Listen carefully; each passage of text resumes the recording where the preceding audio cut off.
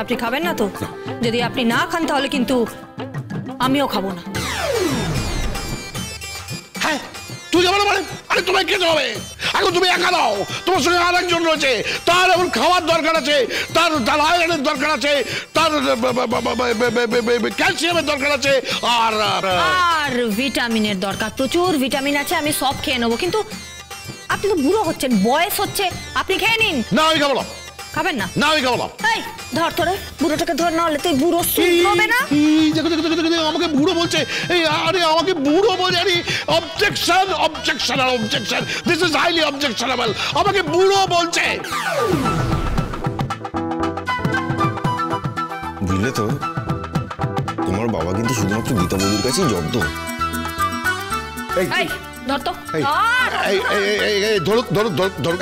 দাঁড়িয়েছি, আমাকে হাত ধরুক। কেউ আমার হাত, যদি কারোর এমন ক্ষমতা থাকে আমার হাত ধরে দেখাক, আমি হাত ধরুক, হাত ধরুক।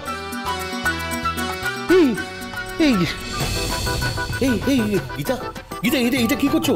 এই না না শোনো, এটা কিন্তু তোমার খাবার। এটা তোমাকে স্পেশালি তদারকি করো। বুড়ো চুপচাপ বসুন, এখানে বসুন, আর আমি কোর্টে যাব। এটা কি হলো? জোর করে তুমি যে ধরেছো তো, তুমি কোর্টে যাবে তো? তাহলে আমিও তোমার সঙ্গে কোর্টে যাবো। হ্যাঁ, আমিও তোমার সঙ্গে কোর্টে থাকবো। আরে বাবা, আপনি কোর্টে গিয়ে কি করবেন? কি আমি দেখবো, আমি পাহারা দেবো। না না না, তুমি বুঝতে পারছো না। তুমি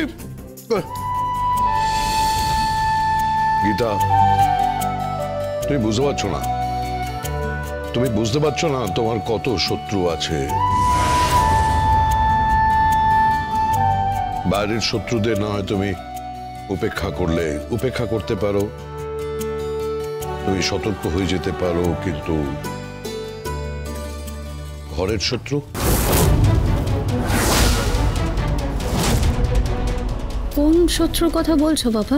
ঘরের শত্রু কে আছে? তোমরা বুঝতে পারছো না? না, আমার বড় বৌমা গিনি।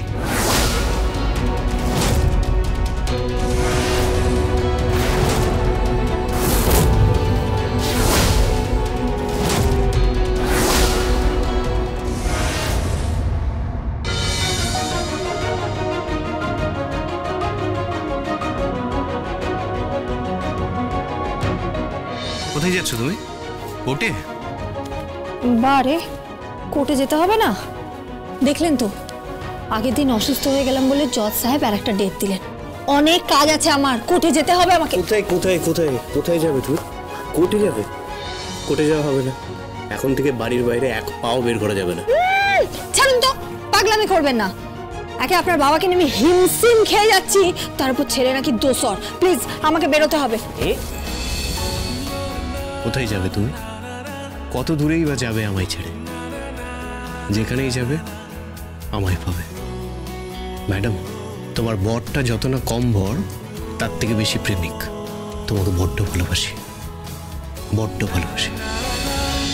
গীতা LLB সোম থেকে রবি প্রতিদিন সন্ধ্যে 6:30 স্টার জলসায় ও জিও হটস্টারে।